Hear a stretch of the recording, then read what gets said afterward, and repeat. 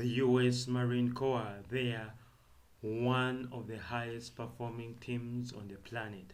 Hands down, there is no argument. These guys are elite.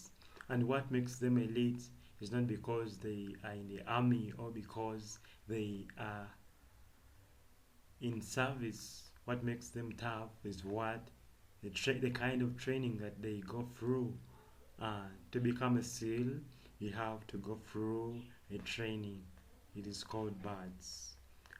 It is a month selection process, which is basically destroys your body. Nothing personal. That's how the military works. Um, that's how you become a SEAL. Some people make it, and some do not. They fail to make it through BADS.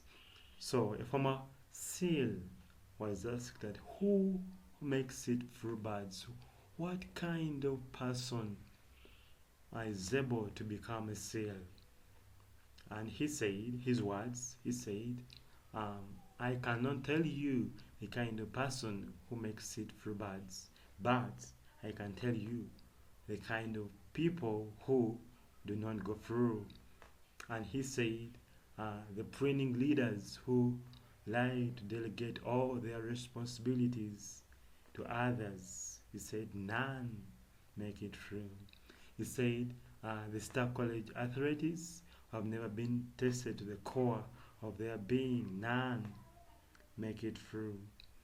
He said, these guys who show up with bulging muscles on the first day to show how tough they are, none make it through.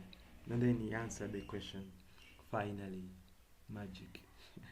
He said, the guys who make it through, some of them are skinny and scrawny. Interesting.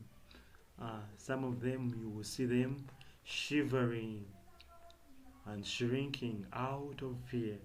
But he said that there is only one thing they have in common, the guys who go through, that when they find themselves emotionally spent, when they find themselves physically spent, when they absolutely have nothing left to give, somehow, somewhere, they dig down deep inside the core of their being and they get the strength to help the person, the trainee, the soldier on the right of them and the person on the left of them. He said, those are the guys who become SEALs, which is very eye-opening and interesting because what it in effect says that the most performing teams on the planet and organizations, they are not the fastest, they are not the strongest, they are not the smartest. The highest performing teams on the planet are those who give to one another selflessly. They devote themselves to care about another human being. As a human being, not only about or to care about his performance. And that's how we should live.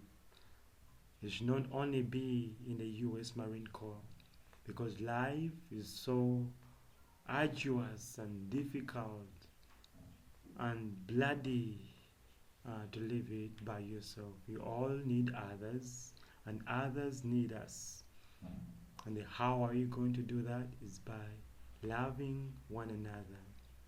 We should we should we should build trust amongst ourselves. None of us should be afraid, should feel intimidated to raise up his hand and say, I don't know what I'm doing, or I am scared. I need help. I'm insecure. We should all be able to say the things amidst our families, our peers, or even our workmates or work associates without fear of being scorned or laughed at. This is the lesson of the Marine Corps.